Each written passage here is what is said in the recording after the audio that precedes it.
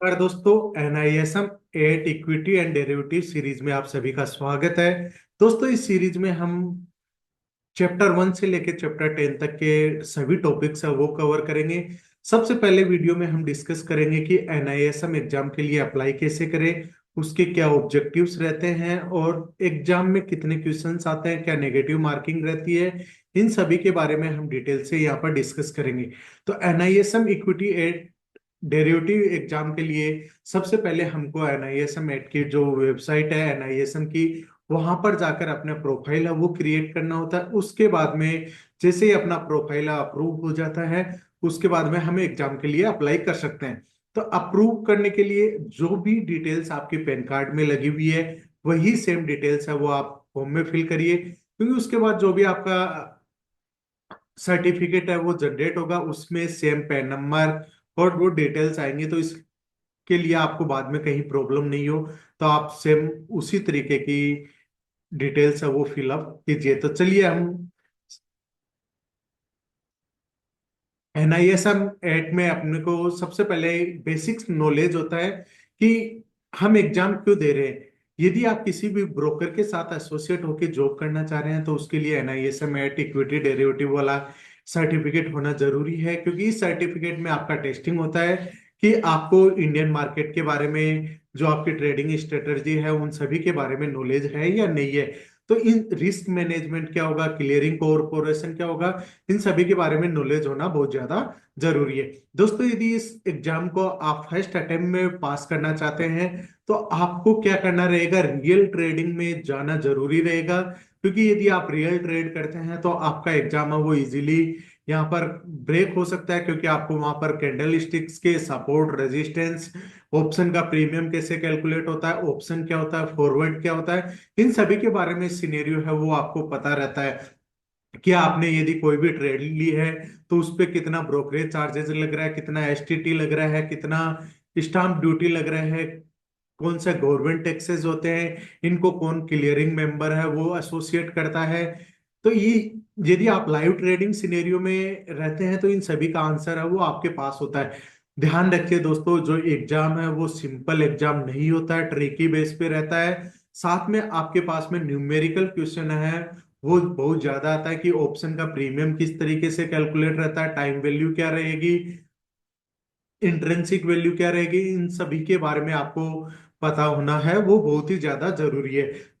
उसके लिए हम है वो इस सीरीज में one by one chapter wise है वो वीडियो बनाएंगे, ताकि आप सभी को एग्जाम में बहुत ज्यादा हेल्प मिल सके। अब एग्जाम का सिनेरियो क्या रहेगा, लाइव एग्जाम रहेगा, यानी कि ऑनलाइन एग्जाम रहेगा। उसमें 100 क्वेश्चन आएंगे, ऑब्जेक्टिव नेगेटिव मार्किंग होती है इसमें 25%, यानी कि चार क्वेश्चन आपके रोंग होते हैं तो वहां पर आपका एक क्वेश्चन है वो रोंग, जो सही होगा उसमें डिडक्ट कर लिया जाएगा।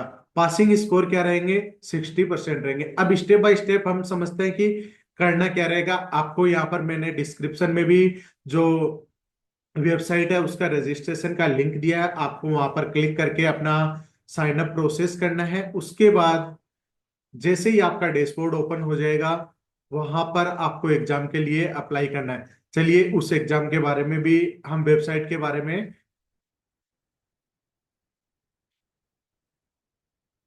तो जैसे ही आप इस लिंक पे क्लिक करेंगे आपको एनआईएसएम की सर्टिफिकेशन की ऐसी वेबसाइट है वो शो होगी।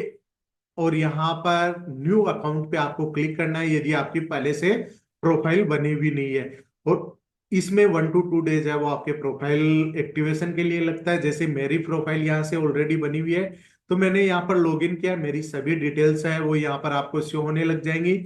उसके बाद इनरोलमेंट सेक्शन में आपको जाना है, इनरोल फॉर एग्जामिनेशन पे आपको क्लिक करना है।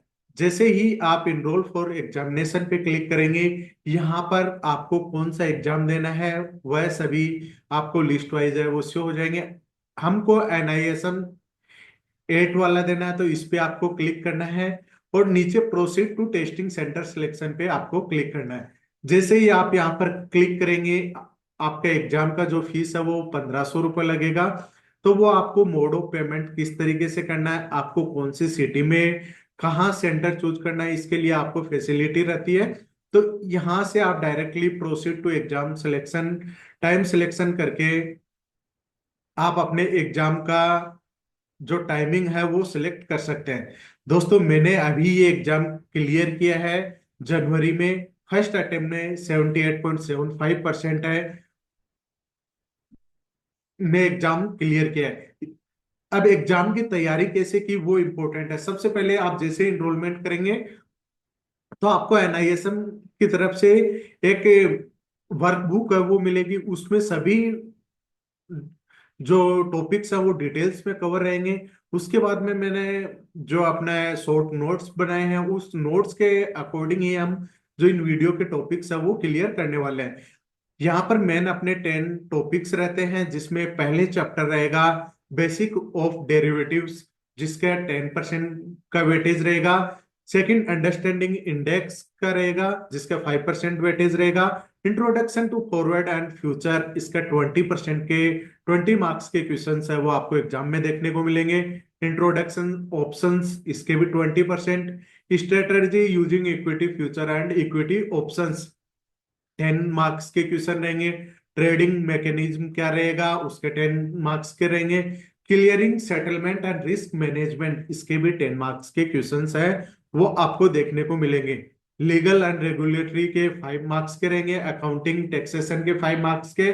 और सेल्फ प्रैक्टिस एंड इन्वेस्टर के 5 मार्क्स के। यानी आप पहले स्टार्टिंग 1 से लेके चैप्टर 7 तक आप पूरा का पूरा कवर करते हैं टॉपिक्स, तो आपको एग्जाम में पास होने के लिए बहुत अच्छा खासा स्कोर है वो आप गेन कर सकते हैं। इसके लिए सबसे पहले आपको स्ट्रेटजी बनानी है कि आपको एग्जाम देना है। उस एग्जाम के बाद इनको टॉपिक वाइज क्लियर करना है। और टॉपिक वाइज में क्या क्लियर करना है, उसके बाद आपके यहाँ पर मॉक टेस्ट रहेंगे। मॉक टेस्ट है वो ज्यादा से ज्यादा, जितना ज्यादा आप देंगे उतना ही आपको बेनिफिट है वो देखने को मिलेगा।